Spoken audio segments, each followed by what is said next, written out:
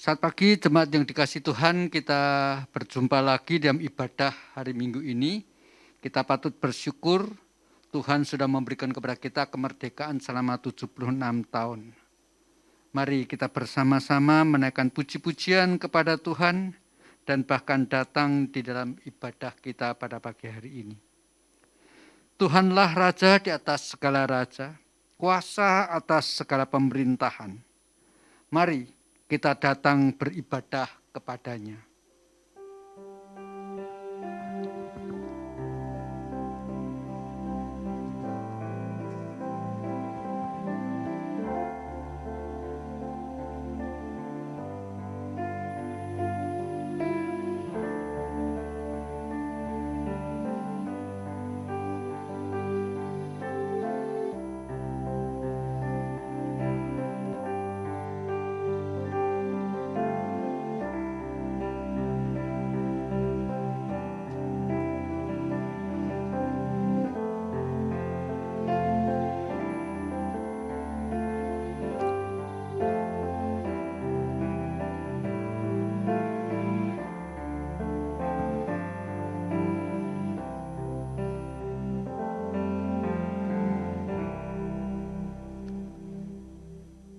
Pertolongan kita adalah dalam nama Tuhan yang menjadikan langit dan bumi, yang setianya sampai selama-lamanya dan tidak meninggalkan pekerjaan tangannya. Turunlah kiranya atas kita sekalian kasih dari Allah Bapa dan dari Tuhan kita, Yesus Kristus. Amin.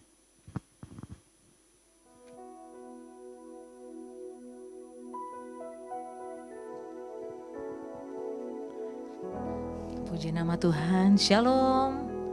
Selamat hari Minggu, Bapak Ibu Saudara-saudara yang terkasih di dalam Tuhan. Kita berjumpa lagi dalam ibadah kita di pagi hari ini. Kita bersyukur kepada Tuhan, karena Tuhan selalu menyertai kita. Kasih-Nya selalu Dia nyatakan di dalam kehidupan kita. Terutama bagi bangsa kita, kita akan merayakan hari kemerdekaan tanggal 17 nanti, 76 tahun kita melihat penyertaan Tuhan. Perlindungan Tuhan sungguh luar biasa bagi bangsa kita. Mari kita mau menyatukan hati kita. Dalam ibadah ini, kita mau berdoa, menaikkan syukur. Dan kita mau berdoa bagi bangsa kita. Kita mau berdoa bagi negeri kita Indonesia. Biar Tuhan menyatakan kuasa-Nya. Tuhan menunjukkan kuasa-Nya yang sungguh luar biasa. Sehingga Indonesia boleh dipulihkan kembali. Haleluya Yesus Tuhan. Terima kasih Tuhan Yesus. Terima kasih Tuhan. Haleluya Tuhan.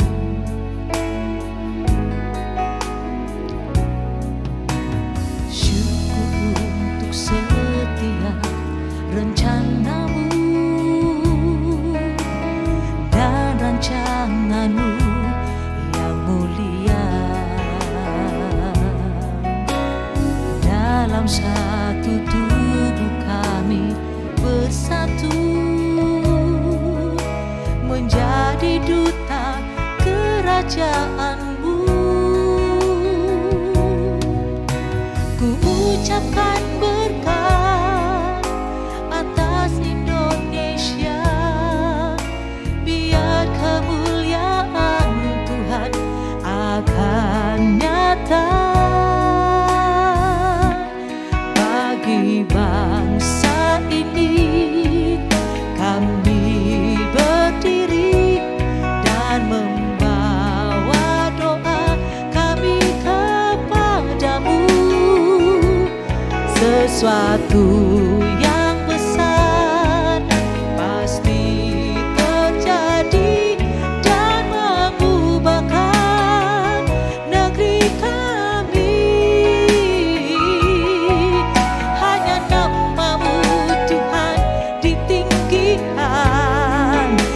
Seluruh bumi. Amin. Naikkan pujian ini. Biar pujian ini menjadi suatu doa kita, menjadi suatu harapan kita. Biar Indonesia dipulihkan. Haleluya. Kami rindu melihat Indonesia pulih dari semua problema.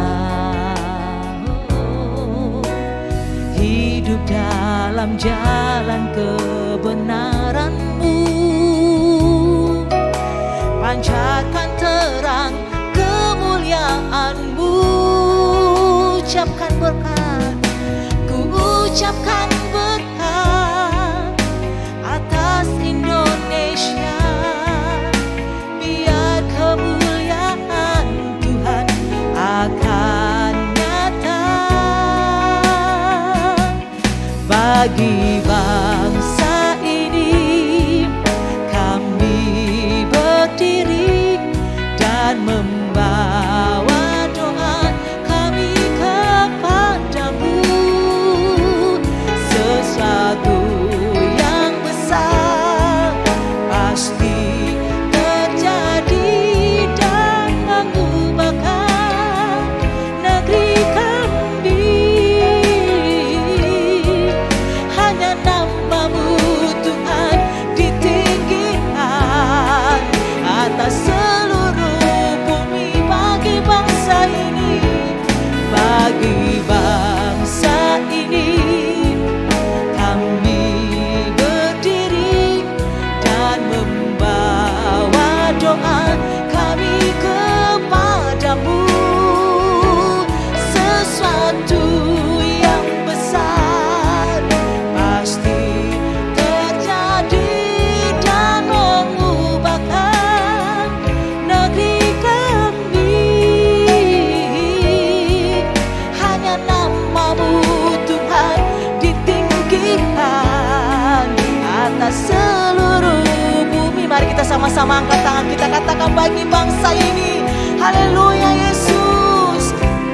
Bagi bangsa ini kami berdiri dan membawa doa kami kepadamu.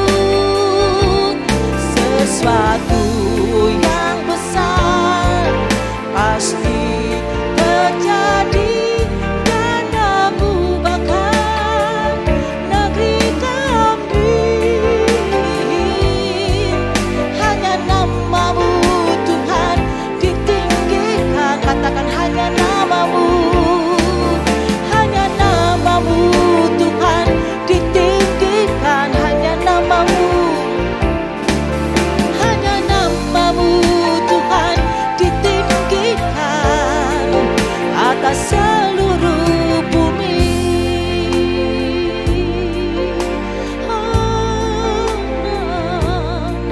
Biar hanya nama-Mu yang ditinggikan Tuhan, nama-Mu yang dimuliakan. Karena Indonesia penuh kemuliaan-Mu, Indonesia dipulihkan. Haleluya Yesus, haleluya. Terpuji Engkau Tuhan. Haleluya Yesus, haleluya Yesus. Terima kasih Tuhan, terima kasih Bapa. Hanya Engkau Tuhan, hanya Engkau yang kami tinggikan Tuhan. Hanya Engkau yang kami muliakan di dalam hidup kami Tuhan. Engkau satu-satunya penolong kami. Engkau satu-satunya yang menjadi kekuatan di dalam hidup kami Tuhan. Terima kasih Bapa di surga. Kami umat-Mu Tuhan datang menghadap hadirat-Mu Tuhan. Mohon belas kasih-Mu Tuhan. Mohon belas kasih-Mu atas bangsa kami Tuhan.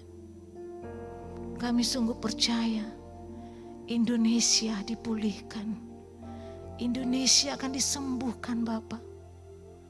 Dari setiap masalah, setiap problema yang sedang dihadapi oleh bangsa kami Tuhan. Terima kasih Tuhan. Terima kasih kami tahu Indonesia ada di hati-Mu Tuhan. Terima kasih Bapa di surga, terima kasih. Ini doa kami umat-umat-Mu Tuhan. Biarlah Indonesia penuh dengan kemuliaan-Mu Tuhan. Indonesia bangkit kembali Tuhan. Terima kasih Tuhan Yesus, terima kasih Tuhan Yesus. Terpujilah Engkau Tuhan. Saat ini Tuhan, kami umat-umat-Mu datang menghampiri Tuhan. Kami mengucap syukur kepada Engkau Tuhan. Engkau terlalu baik bagi kami. Engkau teramat baik bagi kami Tuhan. Engkau selalu memberi kekuatan bagi kami. Engkau selalu memberikan penghiburan bagi kami. Kami melewati hari-hari bersama dengan Engkau Tuhan. Terima kasih Tuhan. Dan saat ini Tuhan, hari yang indah yang Kau beri bagi kami. Kami berkumpul keluarga kami Tuhan di rumah kami masing-masing. Kami mau untuk memuji-Mu Tuhan. Kami mau menyembah Engkau Tuhan. Menaikkan ucapan syukur kami kepadamu Tuhan. Oleh karena itu Tuhan, kami mohon lawatan Tuhan atas kami semua. Di rumah kami masing-masing Tuhan. Lawat kami dengan kasih-Mu. Lawat kami semua dengan kuasa-Mu Tuhan. Baik saat kami memuji Engkau. Bahkan saat firman Tuhan diberitakan. Kami percaya urapan yang daripada Tuhan turun atas kami. Urapan-Mu turun atas kami Tuhan. Sehingga setiap firman Tuhan yang ditaburkan Tuhan, itu tidak akan sia-sia. Menjadi kekuatan baru bagi seluruh umat-Mu Tuhan. Terima kasih Tuhan Yesus. Urapi hamba-Mu yang sebentar juga akan menyampaikan firman-Mu. Urapan yang daripada Tuhan atas hamba-Mu Tuhan. Sehingga setiap firman yang keluar dari mulutnya, biar itu semua daripada Engkau saja Bapa. Terima kasih Bapa di surga. Kami berdoa kalau ada kuasa-kuasa kegelapan, setiap roh jahat yang ingin mengganggu kami, membuat konsentrasi kami hilang saat kami memuji menyembah Engkau, saat kami mendengarkan firman-Mu Tuhan, kami tolak, kami patahkan di dalam nama Yesus. Kau hancurkan dengan kuasa-Mu Tuhan. Terima kasih Bapa. Berikan kebebasan bagi kami untuk dapat memuji Engkau Tuhan. Terima kasih Bapa. Kami percaya lawatan Tuhan terjadi di rumah kami masing-masing. Terpujilah nama-Mu Tuhan. Kami siap untuk memuji-Mu Tuhan. Dan kami menyerahkan ibadah ini dari permulaan, pertengahan, hingga selesainya ke dalam tangan Tuhan. Roh Kudus mengambil alih semuanya ya Bapa. Dan hanya nama Tuhan yang ditinggikan. Hanya nama Tuhan yang dimuliakan. Hanya di dalam nama Yesus kami berdoa dan kami bersyukur kepadamu. Mari semua sama-sama kita katakan amin. Haleluya, berikan sorakan yang meriah bagi Tuhan kita di rumah kita masing-masing. Haleluya, puji nama Tuhan. Tuhan kita hebat, amin. Tuhan kita besar. Mari kita mau memuji Tuhan lebih lagi. Naikkan syukurmu, naikkan ucapan syukurmu yang terindah bagi Tuhan kita. Dia yang layak untuk kita tinggikan. Haleluya, Tuhan Raja Maha Besar. Sama-sama katakan, Tuhan Raja Maha Besar. Amin. Mari datang menyembah Dia. Katakan sekali lagi, Tuhan, Tuhan Raja Maha Besar. Haleluya. Mari datang menyembah Dia. Dia pencipta, Dia pencipta dunia ini. Dia membentuk gunung-gunung, kehadiratnya datanglah, nyanyi bersyukur padanya. Dengan bersuka bernyanyilah, Dia batu keselamatan, puji Dia Tuhan Raja Maha Besar. Amin. Semua tepuk tangan. Haleluya. Angkat suaramu. Tuhan Raja Maha Besar.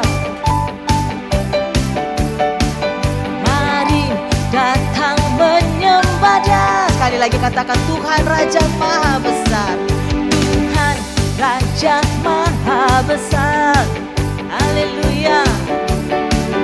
Mari datang menyembah Dia. Katakan, Dia pencipta, Dia pencipta dunia ini.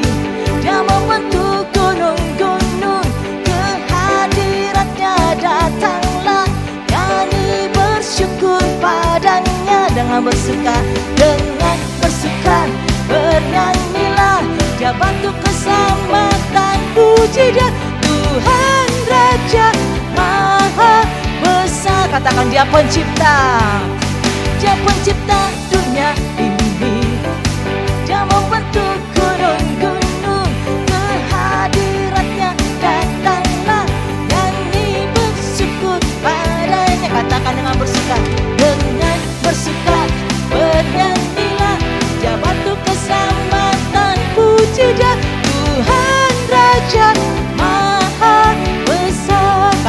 dengan bersuka. Dengan bersuka bernyanyilah, dia batu keselamatan, puji dia Tuhan Raja Maha Besar. Katakan sekali lagi. Dengan bersuka bernyanyilah, dia batu keselamatan, puji dia Tuhan Raja Maha Besar. Amin. Tuhan Raja Maha Besar. Sekali lagi, Tuhan Raja Maha Besar. Tuhan Raja Maha Besar. Amin. Sebab Tuhan Maha Besar. Angkat pujianmu. Dan layak dipuji, dia lebih dahsyat dari segala Allah. Sebab Tuhan Maha Besar dan layak dipuji, kuasanya dahsyat menghancurkan musuh. Sekali lagi, sebab Tuhan, mana suaranya Bapak Ibu, yang layak dipuji dan layak dipuji, dia lebih dahsyat dari segala Allah. Katakan sebab Tuhan Maha Besar dan layak dipuji, kuasanya dahsyat menghancurkan musuh. Ceritakanlah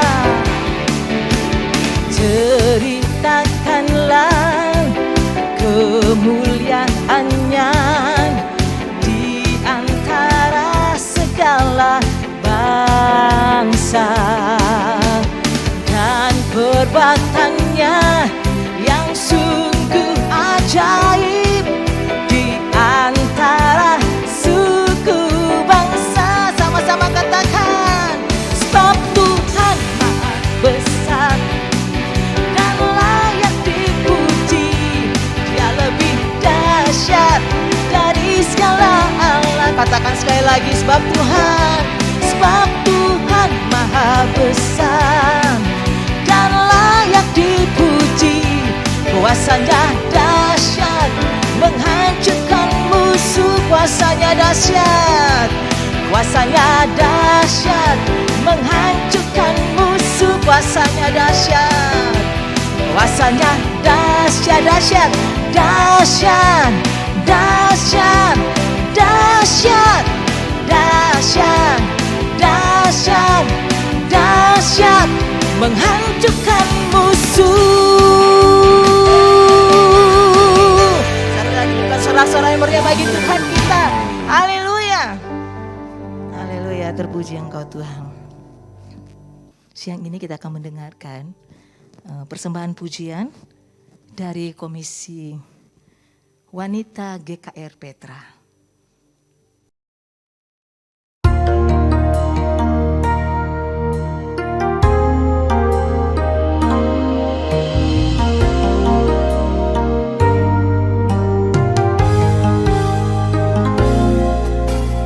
Yesuslah Tuhan yang layak ditinggikan, layak disembah oleh suku-suku bangsa.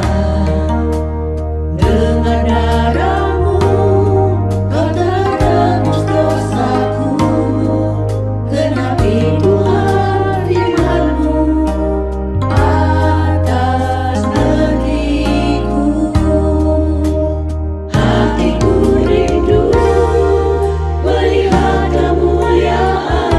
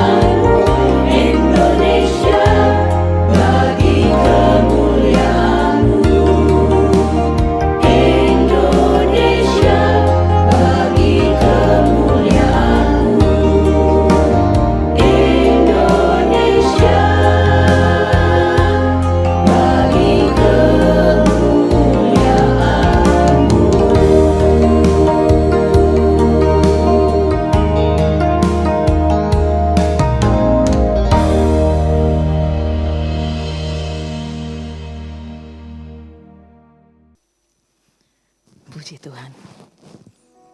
Kiranya pujian tadi memberikan kekuatan bagi kita. Kita rindu biar Indonesia penuh dengan kemuliaannya. Indonesia bagi kemuliaannya. Mari kita mau siapkan hati kita. Kita mau mendengarkan firman Tuhan di siang hari ini. Yesus, jamah kami Tuhan. Jamah kami seluruh umat-Mu di rumah kami Tuhan. Melalui firman-Mu pada pagi hari ini Tuhan.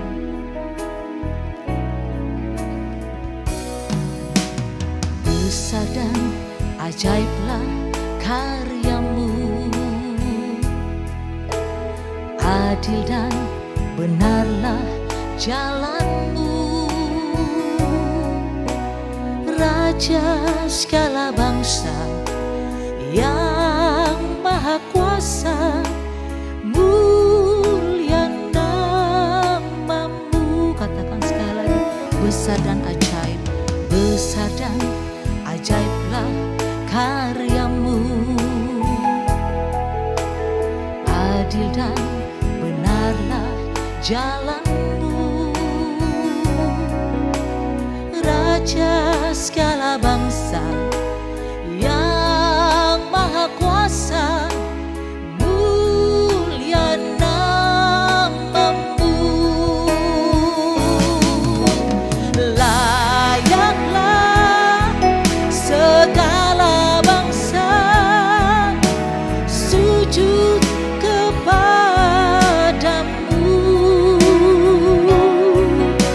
sebab Kau Allah yang kudus, layak disembah.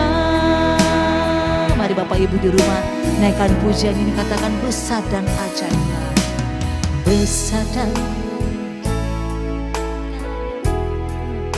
adil dan benarlah jalan-Mu, adil dan benarlah jalan-Mu, Raja segala bangsa, Raja segala bangsa yang maha kuasa, mulia nama-Mu. Sama-sama katakan layaklah, oh layaklah segala bangsa sujud kepadamu. Amin Yesus. Sebab Kau Allah yang kudus, layak disembah. Layaklah, oh layaklah segala bangsa sujud kepadamu,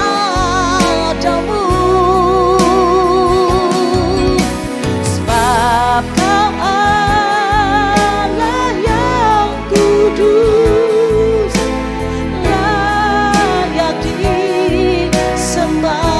Sebab Kau Allah yang kudus, sebab Kau Allah yang kudus, layak disembah. Sebab Kau Allah yang kudus, sebab Kau Allah yang kudus, layak disembah.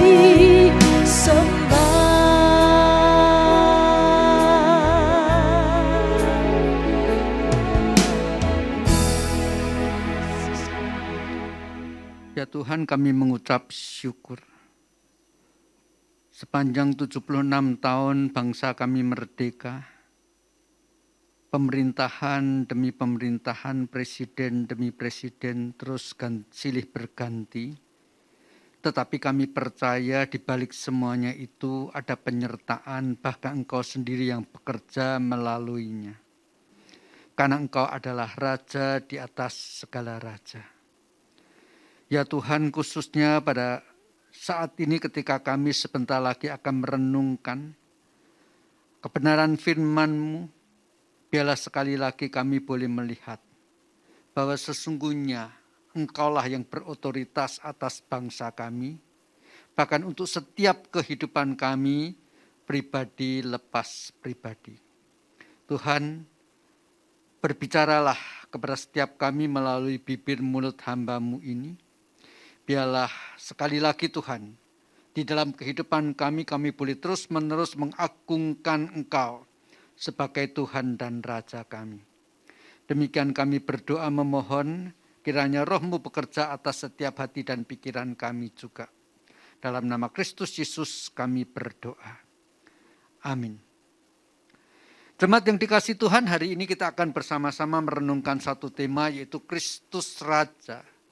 Yang sebetulnya merupakan kelanjutan daripada tema minggu lalu, yaitu Tuhan sebagai perancang daripada sejarah.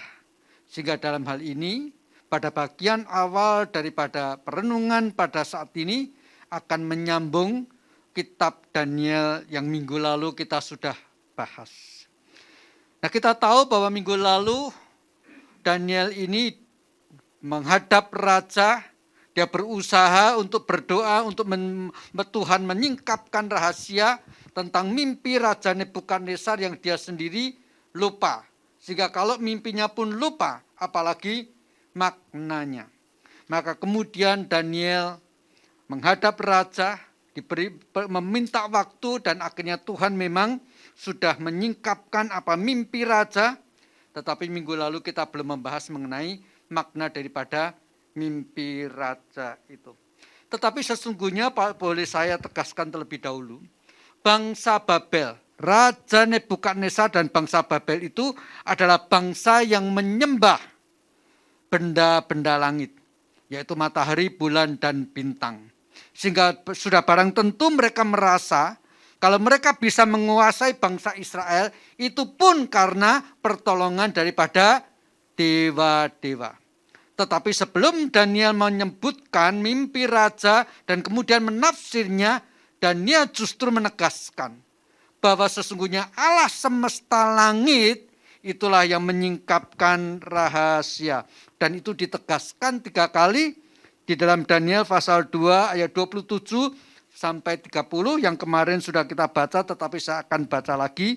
Demikian bunyinya Daniel pasal 2 mulai ayat 27.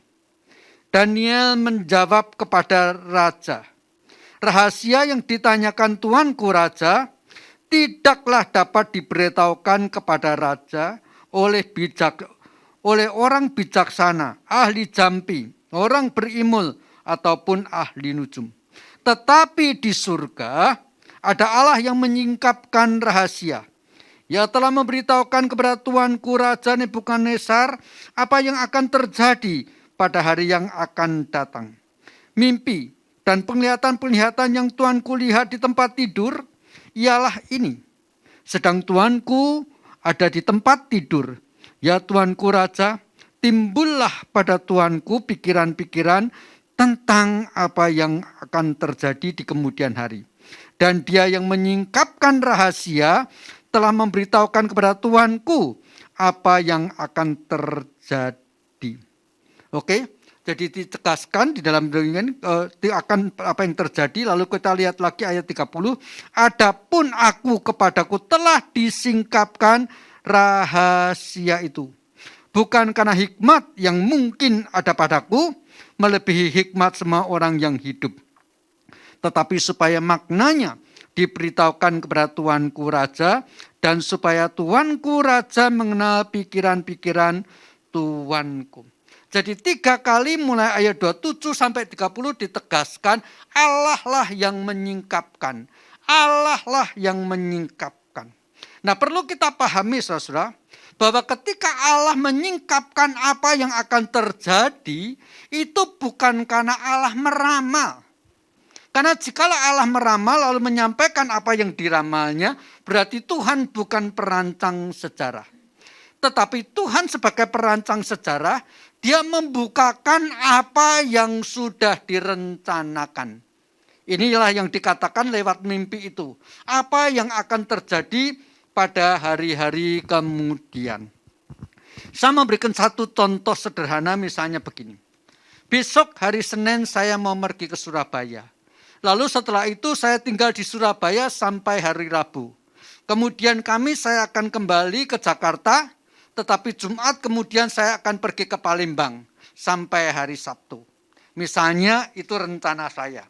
Maka ketika saya merencanakan ini, lalu saya berkata kepada istri saya, menyingkapkan rahasia. Pakai bahasa itu ya.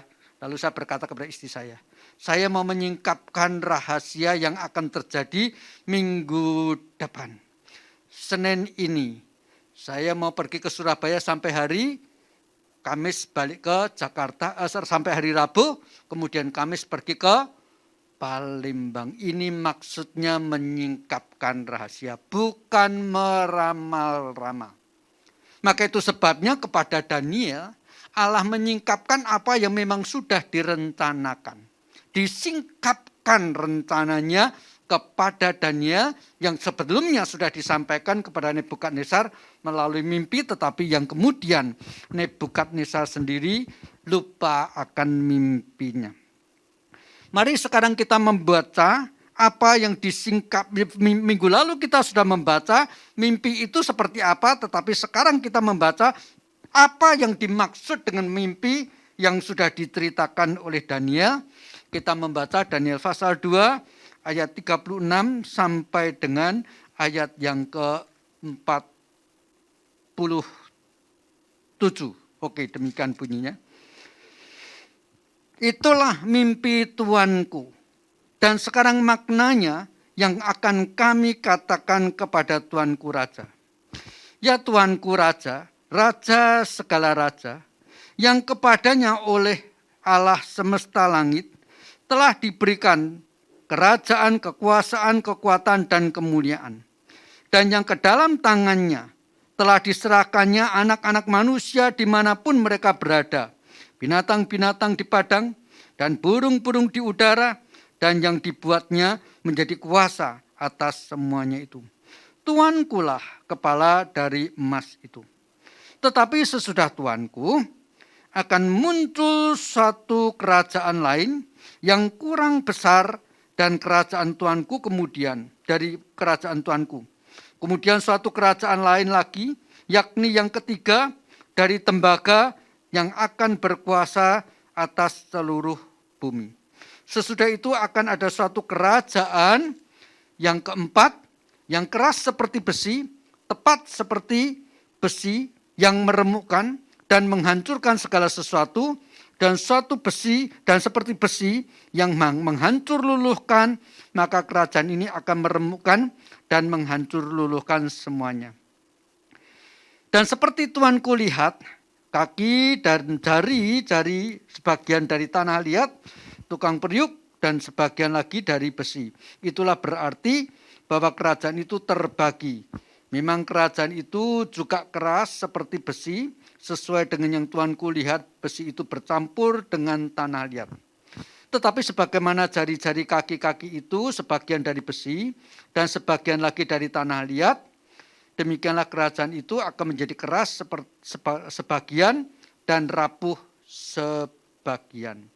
Seperti Tuanku lihat, besi bercampur dengan tanah liat itu berarti mereka akan bercampur oleh perkawinan, tetapi tidak akan merupakan satu kesatuan, seperti besi tidak dapat bercampur dari tanah liat. Tetapi pada zaman raja-raja, Allah semesta langit akan mendirikan suatu kerajaan yang tidak akan binasa sampai selama-lamanya. Dan kekuasaannya tidak akan beralih kepada bangsa lain. Kerajaan itu akan meremukkan segala kerajaan dan menghabisinya. Tapi kerajaan itu tetap sendiri, akan tetap untuk selama-lamanya. Tepat seperti yang Tuanku lihat, bahwa tanpa perbuatan tangan manusia, sebuah batu terungkit lepas dari gunung dan meremukkan besi, tembaga, tanah liat, perak, dan emas itu. Allah yang Maha Besar telah memberitahukan kepada Tuanku Raja apa yang akan terjadi di kemudian hari. Mimpi itu adalah benar dan maknanya dapat dipercaya. Lalu sujudlah Raja Nebukadnezar serta menyembah Daniel, juga dititahkannya persembahan korban dan bau-bauan kepadanya. Berkatalah Raja kepada Daniel, Sesungguhnya lah Allahmu itu Allah yang mengatasi segala Allah dan yang berkuasa atas segala raja, yang menyingkapkan rahasia-rahasia, sebab engkau telah dapat menyingkapkan rahasia itu. Nah, saudara, kalau kita perhatikan, kemudian Daniel menjelaskan makna daripada mimpi yang dilihat oleh Nebukadnezar. Secara singkat, Daniel mau mengatakan bahwa kepala yang terbuat dari emas itu sesungguhnya adalah kerajaan Babel itu sendiri, dengan rajanya Nebukadnezar. Secara berturut-turut sebetulnya dikatakan ada muncul 4 kerajaan. Dimulai dari kerajaan Babel. Dan ketika kita menoleh kepada pelajaran sejarah, sebetulnya kita tahu kerajaan Babel yang sangat agung dengan Raja Nebukadnezar akhirnya dikalahkan oleh kerajaan Media Persia. Yaitu yang sebetulnya disimbolkan dengan dada dan lengan yang terbuat dari perak. Nah, kerajaan Babel sendiri sebetulnya berlangsung hanya singkat walaupun sangat hebat. Yaitu hanya 66 tahun lamanya. Sementara kerajaan Media Persia yang melambangkan dada dan lengan yang terbuat dari emas itu berlangsung cukup lama. Yaitu sampai 208 tahun lamanya. Tetapi setelah kerajaan Media Persia disusul dengan kerajaan ketiga yang digambarkan oleh perut dan pinggang yang terbuat dari tembaga. Dan kerajaan ini adalah kerajaan Yunani yang berlangsung sampai 185 tahun lamanya.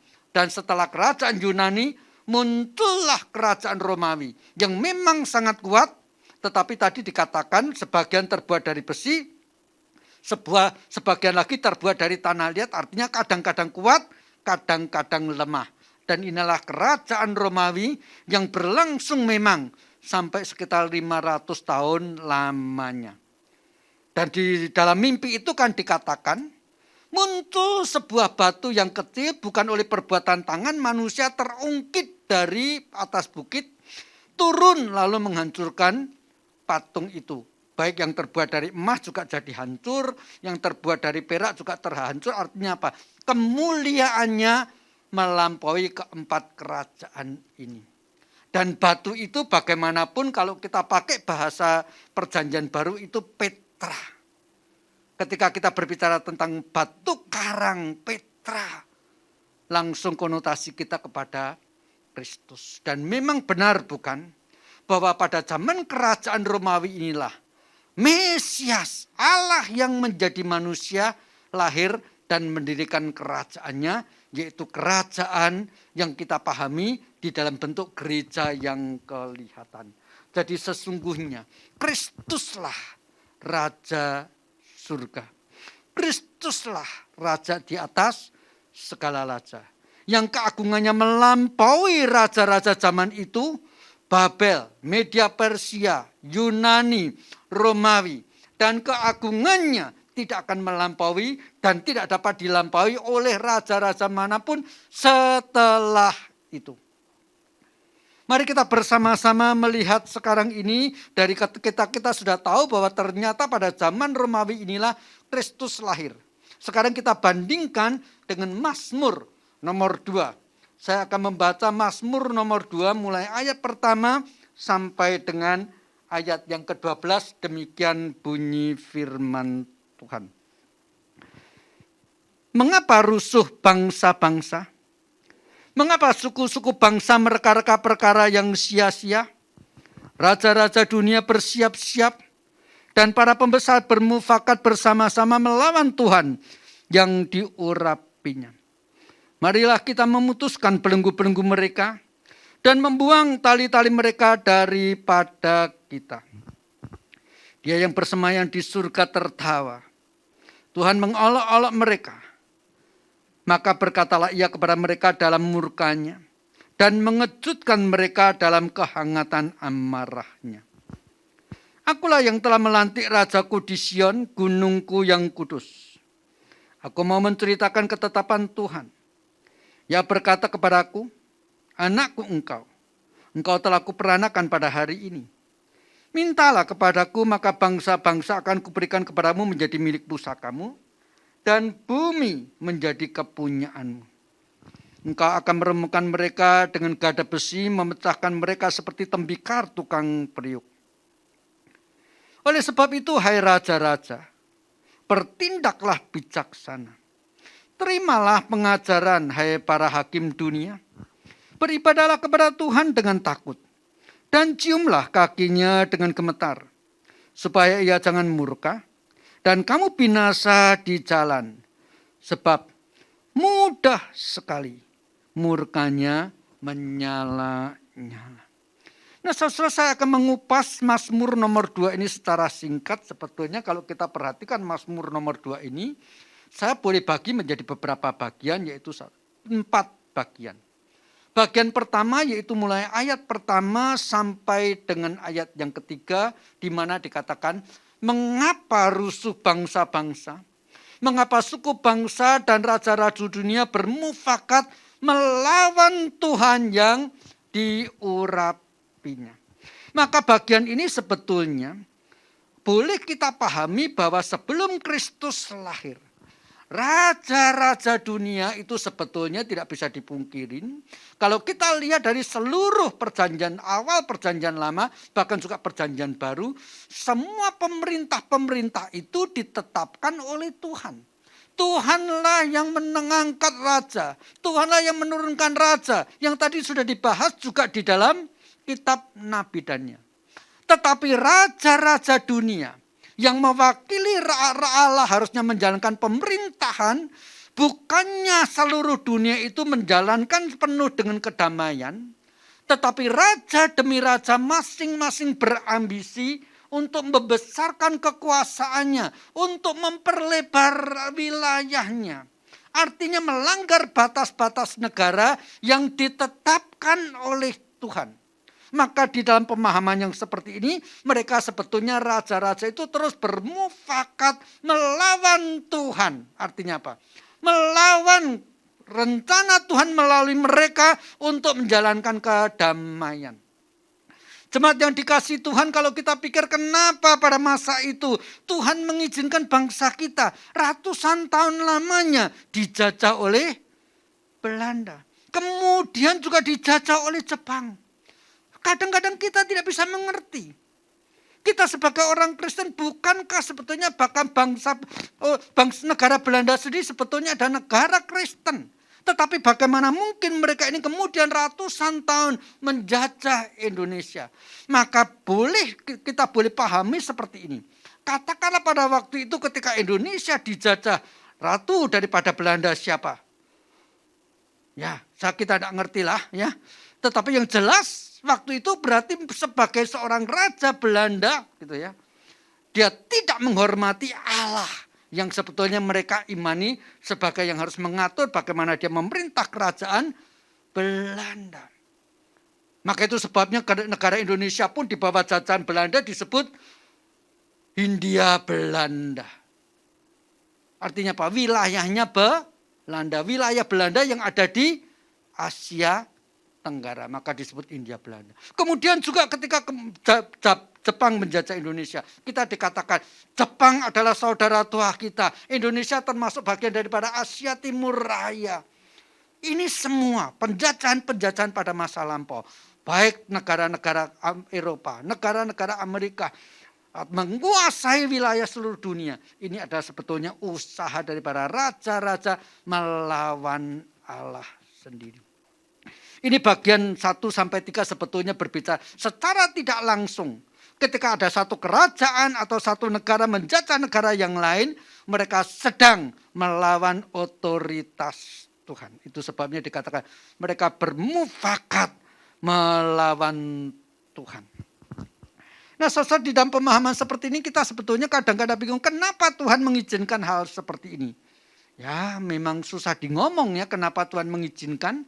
Karena rencana Tuhan, hikmat bijaksana Tuhan, jalan Tuhan lebih tinggi daripada jalan manusia.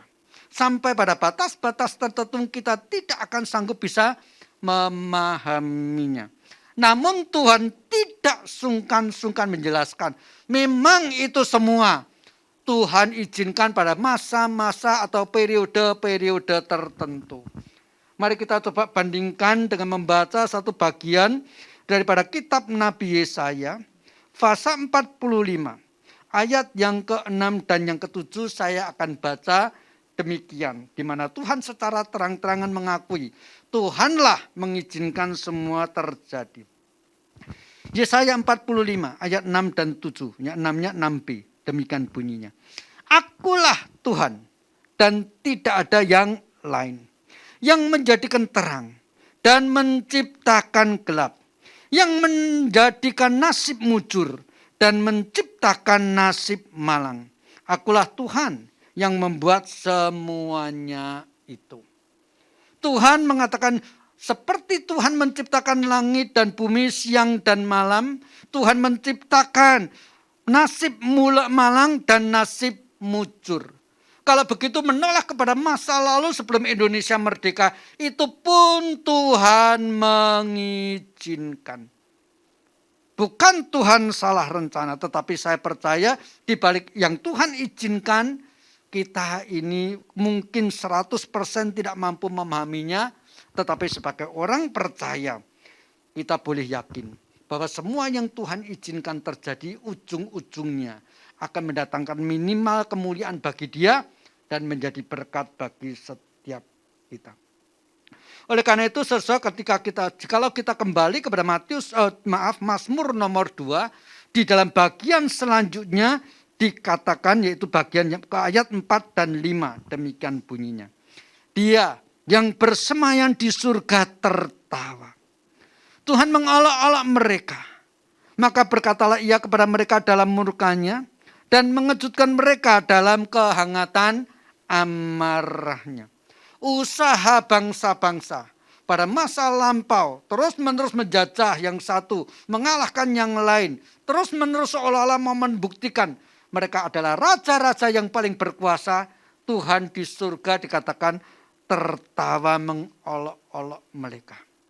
Artinya seolah-olah begini, dengan ambisi raja-raja dunia yang mau menjadi yang paling hebat, oleh Tuhan kuasa mereka dianggap sangat kecil. Sikap mereka untuk mencoba merebut kekuasaan dan kemuliaan duniawi ini seperti di hadapan Tuhan sesuatu yang sangat menggelikan. Kuasa mereka tidak ada apa-apanya dibandingkan kuasa Tuhan, apalagi di hadapan Tuhan. Maka itu sebabnya ketika Tuhan mau bertindak, maka Tuhan akan membuktikan kuasa Dia jauh lebih daripada yang lain. Itu sebabnya tadi kalau kita bandingkan setelah berturut-turut muncul kerajaan yang hebat, Babel, Media Persia, Yunani, dan Romawi. Ketika Tuhan sudah melihat waktunya tiba untuk mendirikan kerajaan, sampai sekarang tidak pernah kerajaan Allah yang sudah berlangsung itu dapat dipunahkan. Dan ini sebagaimana yang dikatakan Tuhan Yesus, aku akan mendirikan kerajaan yang alam maut tidak sanggup menguasainya. Mari kita lihat ayat yang ke-6 sampai dengan ayat yang ke-9, demikian bunyinya. Akulah yang telah melantik rajaku di Sion, gunungku yang kudus. Aku mau menceritakan tentang ketetapan Tuhan. Ia berkata kepadaku, anakku engkau telah kuperanakan pada hari ini. Mintalah kepadaku, maka bangsa-bangsa akan kuberikan kepadamu menjadi milik pusakamu dan ujung bumi menjadi kepunyaanmu. Engkau akan meremukkan mereka dengan gada basi, memecahkan mereka seperti tembikar tukang periuk. Di dalam ayat yang keempat sampai ayat yang ke-9 ini bagian yang ketiga. Dikatakan Tuhan telah melantik rajanya. Yaitu melantik rajanya, yaitu anaknya yang dilantik menjadi raja di Sion. Jelas sekali ayat 6 sampai 9 ini menunjuk kepada peristiwa Tuhan Yesus disalib. Ketika Tuhan Yesus disalib dan pada hari yang ketiga bangkit, justru di sini adalah pelantikan daripada Kristus sebagai raja di atas segala raja. Mari kita bandingkan dengan kisah para rasul pasal yang keempat. Di dalam kisah para rasul pasal yang keempat, jelas sekali dikutip bahwa justru penyaliban Kristus ini adalah penggenapan dari Mazmur nomor 2. Kita baca Kisah Para Rasul pasal 4. Saya akan baca mulai ayat yang ke-25 sampai dengan ayat yang ke-28. Demikian bunyi firman Tuhan. Dan oleh Roh Kudus, dengan perantaraan hamba-Mu Daud Bapak kami, Engkau telah berfirman, mengapa rusuh bangsa-bangsa? Mengapa suku-suku bangsa mereka raka perkara yang sia-sia? Raja-raja dunia bermufakat dan bersiap, dan para pembesar berkumpul untuk melawan Tuhan yang diurapinya. Sebab sesungguhnya telah berkumpul di dalam kota ini Herodes dan Pontius Pilatus beserta bangsa-bangsa dan suku-suku bangsa melawan Yesus, hamba-Mu yang kudus yang Engkau urapi, untuk melaksanakan segala sesuatu yang telah Engkau tentukan dari semula oleh kuasa dan kehendak. Sosok Kisah Para Rasul pasal 4 ayat 25 sampai 26 secara khusus mengutip justru Mazmur nomor 2, di mana tadi dikatakan, anakku engkau, aku telah melantik engkau menjadi raja di gunungku yang kudus di Sion. Raja-raja bermufakat. Dan dijelaskan dalam bagian Kisah Para Rasul pasal 4, yaitu di-refer kepada Pilatus, Herodes, imam-imam bermufakat untuk membunuh Tuhan Yesus. Ketika mereka bermufakat membunuh Tuhan Yesus, justru menggenapi rencana Tuhan melantik Kristus menjadi raja yang dilantik di Bukit Sion. Persis seperti apa yang dikatakan oleh Mazmur nomor 2. Puji syukur, di tengah-tengah bangsa boleh terus bergolak. Memang setelah Perang Dunia Kedua, tidak ada lagi perang yang relatif besar yang meliputi seluruh dunia. Tidak ada lagi satu bangsa yang berusaha terus merebut memperluas kekuasaan dan wilayahnya. Tetapi sesungguhnya kalaupun sampai nanti terjadi lagi perang seperti sebelumnya, kita sebagai orang beriman tetap boleh melihat sesungguhnya Kristuslah Raja yang di atas segala raja. Kristuslah yang oleh Tuhan diberikan kesempatan dan kuasa untuk merancang sejarah menuju kepada kemuliaannya. Itu sebabnya bahkan kayu salib pun, di mana Herodes, Pilatus seolah-olah berhasil melakukan sekongkol, konspirasi membunuh Tuhan Yesus. Justru semuanya itu dipakai oleh Tuhan menggenapkan. Dilantiknya Kristus menjadi raja selama-lamanya. Itu sebabnya kalau kita kembali kepada Mazmur nomor 2, dikatakan di dalam ayat yang ayat yang ke-9 tadi, engkau akan meremukkan dengan gada besi, memecahkan mereka seperti tembikar tukang periuk. Sosok kuasa raja-raja, kuasa pemerintahan-pemerintahan di hadapan Allah itu tidak ada artinya. Sangat terlalu kecil, sangat terlalu lemah. Sehingga tadi dikatakan Tuhan di surga tertawa. Dan sekarang digambarkan seperti apa? Gada besi melawan tanah liat. Maaf kata saudara. Periuk yang terbuat dari tanah liat. Nggak usah pakai gada besi. Pakai pukulan tinju kita aja bisa pecah kok. Apalagi dipukul pakai gada besi. Sebetulnya ini satu perbandingan untuk menggambarkan betapa kuasa Allah yang maha besar. Kuasa Allah yang tidak terbatas melawan kuasa-kuasa dunia yang sangat rentan dan mudah sekali menjadi hancur. Maka itu sebabnya dalam bagian akhir daripada Mazmur ini sebuah panggilan. Sebuah himbauan supaya pemerintah-pemerintah, supaya raja-raja yang sebetulnya menjadi raja, diangkat dan diturunkan oleh Kristus sendiri. Diangkat dan diturunkan oleh Allah sendiri. Itu menjalankan pemerintahannya di dalam takut akan Allah. Mari kita baca. Dikatakan dalam ayat 10. Oleh sebab itu hai raja-raja, bertindaklah bijak sana. Terimalah pengajaran hai para hakim dunia. Beribadalah kepada Tuhan dengan takut dan cium kakinya dengan gemetar. Artinya apa? Hai pemerintah-pemerintah di dunia, akuilah jabatanmu, itu amanah dari surga. Jalankanlah itu di dalam bijaksana. Demikian juga para hakim-hakim yang menjalankan keadilan dan semua peralatan-peralatan pemerintahan.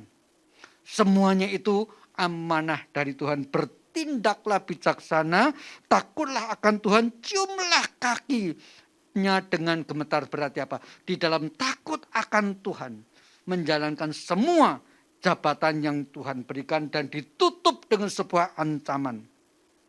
Supaya ia jangan murka dan kamu binasa di jalan. Sebab mudah sekali murkanya menyala-nyala. Artinya, jikalau ada pemerintah, ada seseorang yang memegang kuasa, duduk dalam sebuah jabatannya, jikalau mereka semena-mena, kalau Tuhan mau turunkan dia sebelum jabatan selesai, itu terlalu gampang. Itu sebabnya dikatakan ketika murkanya menyala-nyala, kamu berhenti di tengah jalan. Artinya apa? Jabatan belum selesai. Saudara kekasih dalam Tuhan Yesus Kristus, puji syukur. Hari ini kita diingatkan bahwa sesungguhnya Tuhanlah Kristus adalah Raja di atas segala raja. Semua pemerintah-pemerintah di dunia itu hanyalah alat yang Tuhan pakai. Kita bersyukur. Saya percaya dan kita harus percaya. Tuhan sudah menyertai bangsa kita selama 76 tahun lamanya. Tuhan akan terus menjaga bangsa ini selama kita terus berdoa. Selama para pejabat-pejabat di dalam takut akan Tuhan menjalankan amanah yang Tuhan berikan. Mari kita bersama-sama masuk di dalam doa. Kepadamu Tuhan sekali lagi kami datang dan mengucap syukur. Engkau adalah Allah yang merancang sejarah. Dan bahkan ketika Kristus mengkorbankan diri, mati di atas kayu salib, mengampuni dosa-dosa kami, dan bangkit pada hari yang ketiga, ternyata adalah sebuah pelantikan untuk menjadi raja di atas segala raja. Itu sebabnya kami memahami, sebelum Kristus naik ke surga, dia berkata kepada murid-muridnya, segala kuasa di surga dan di bumi telah ada di dalam tangan Kristus. Tuhan, kami sekali lagi khususnya berdoa untuk bangsa kami.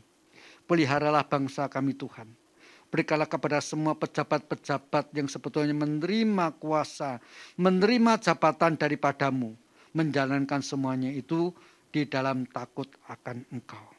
Bukan untuk mendapatkan keuntungan bagi diri sendiri, tetapi melayani bahkan mengkorbankan diri bagi kesejahteraan seluruh bangsa. Tuhan, ini doa kami di tengah-tengah kami, ada di dalam bulan Agustus, bulan di mana kami merayakan kemerdekaan. Walaupun tahun ini Tuhan, seperti tahun lalu, kemerdekaan kami, perayaan kemerdekaan kami lewati dengan cara yang sederhana. Tetapi biarlah hati kami penuh dengan ucapan syukur karena kasih anugerah-Mu yang luar biasa atas bangsa kami. Kami berdoa mengembalikan segala kemuliaan kepada Raja Surga, Tuhan yang mati dan yang bangkit, Allah yang perkasa, Tuhan kami Yesus Kristus. Amin.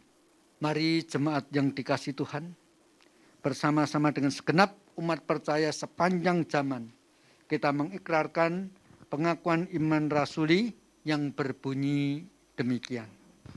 Aku percaya kepada Allah, Bapa yang Maha Kuasa, Kalib langit dan bumi, dan kepada Yesus Kristus anaknya yang tunggal Tuhan kita, yang dikandung daripada Roh Kudus, lahir dari anak darah Maria, yang menderita di bawah pemerintahan Pontius Pilatus, disalibkan, mati dan dikuburkan, turun ke dalam kerajaan maut. Pada hari yang ketiga, bangkit pula dari antara orang mati, naik ke surga, duduk di sebelah kanan Allah, Bapa yang Maha Kuasa, dan akan datang dari sana untuk menghakimi orang yang hidup dan yang mati. Aku percaya kepada Roh Kudus, gereja yang kudus dan am, persekutuan orang kudus, pengampunan dosa, kebangkitan daging, dan hidup yang kekal. Amin.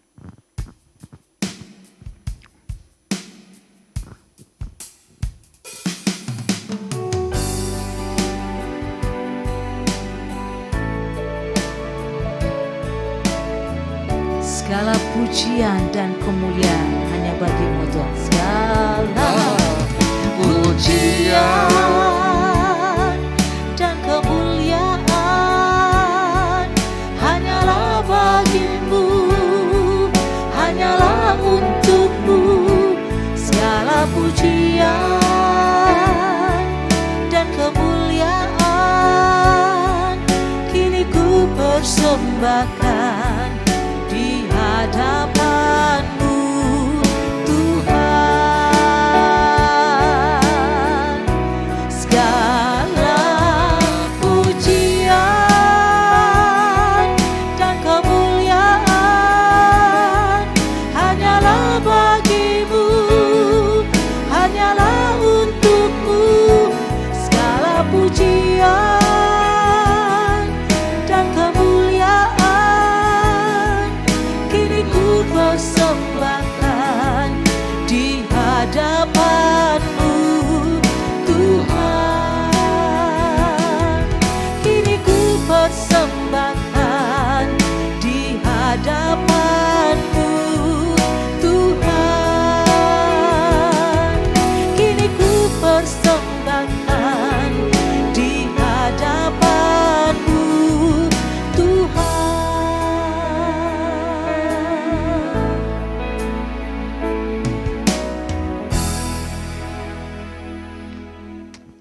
Mari kita bersama-sama masuk di dalam doa. Tuhan, sekali lagi kami datang kepadamu ya Tuhan. Kami mau serahkan bangsa ini sekali lagi ke dalam tangan-Mu. Bahkan khususnya seluruh gereja yang ada di dunia dan yang ada di Indonesia. Karena gereja adalah tempat di mana Engkau sebagai Raja memerintah, menguasai, memakai setiap umat percaya untuk menjadi alat sebagai terang dan garam sepanjang zaman sampai Engkau datang kembali menegakkan langit baru dan bumi baru. Oleh sebab itu Tuhan, biarlah terus menerus di dalam segala keadaan, khususnya ketika Engkau mengizinkan kesulitan-kesulitan tertentu kami hadapi, seperti saat sekarang ini ya Tuhan, ketika kami menghadapi pandemi COVID yang sudah berjalan 1,5 tahun, kami tetap boleh menatap ke surga. Percaya Engkau adalah yang menguasai segala sesuatu. Baik pemerintah-pemerintah di dunia, termasuk peristiwa-peristiwa pandemi, semuanya tidak lepas daripada izin dan rencana-Mu. Kami tidak tahu Tuhan, sampai kapan pandemi ini akan berlalu, tetapi kami tahu satu hal, Engkau tidak meninggalkan kami sendirian. Engkau menyertai kami, Engkau menguatkan kami, dan kami percaya suatu saat seperti kami melewati malam yang gelap akan bertemu dengan rembang pagi, demikian juga suatu saat ketika pandemi ini berlalu, kami akan bersorak-sorai melihat kemuliaan-Mu yang dinyatakan. Tuhan, kami berdoa untuk setiap jemaat-Mu satu persatu, dengan segala tantangan-tantangan dan kesulitannya, dengan semua pergumulan-pergumulan yang Engkau ketahui, ya Tuhan, biarlah sesuai dengan pergumulan dan doa mereka satu persatu, Engkau menjawabnya. Demikian juga kami percaya ya Tuhan, di tengah-tengah bangsa ini, banyak sekali khususnya pejabat-pejabat Kristen yang bagaikan Daniel, yang bagaikan Yusuf di tengah-tengah kesulitan terus-menerus berusaha hidup taat dan takut akan Engkau. Jaga mereka ya Tuhan, pelihara mereka ya Tuhan, supaya di tengah-tengah posisi mereka menjalankannya boleh menjadi contoh yang nyata bagi orang-orang di sekitarnya, pejabat-pejabat yang lain. Kami rindu Tuhan, bangsa ini boleh dipulihkan oleh karena pertolongan-Mu. Terima kasih Tuhan, kami mempunyai Allah yang lambang pemerintahan ada di atas bahunya, yang namanya disebut penasihat ajaib, Bapa yang kekal, yang mengajar kami berdoa seperti ini. Bapa kami yang di surga, dikuduskanlah nama-Mu, datanglah kerajaan-Mu, jadilah kehendak-Mu di bumi seperti di surga. Berikanlah kami pada hari ini makanan kami yang secukupnya, dan ampunilah kami akan kesalahan kami, seperti kami juga mengampuni orang bersalah kepada kami. Dan janganlah membawa kami ke dalam pencobaan, tetapi lepaskanlah kami daripada yang jahat. Karena Engkau yang punya kerajaan dan kuasa dan kemuliaan sampai selama-lamanya. Amin. Bagi Bapa, Anak dan Roh, puji, hormat, dan mulia, dulu sekarang tak berubah, hingga selama-lamanya.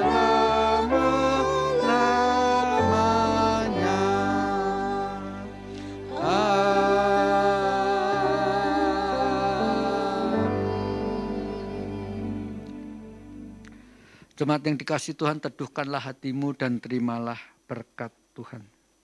Kiranya kasih karunia daripada Allah Bapa, cinta kasih dan damai sejahtera dari Tuhan Yesus Kristus, pimpinan dan penyertaan, pertolongan dan penghiburan daripada Allah Roh Kudus, menyertai saudara-saudara sekarang ini sampai selama-lamanya. Amin. Amin. Amin.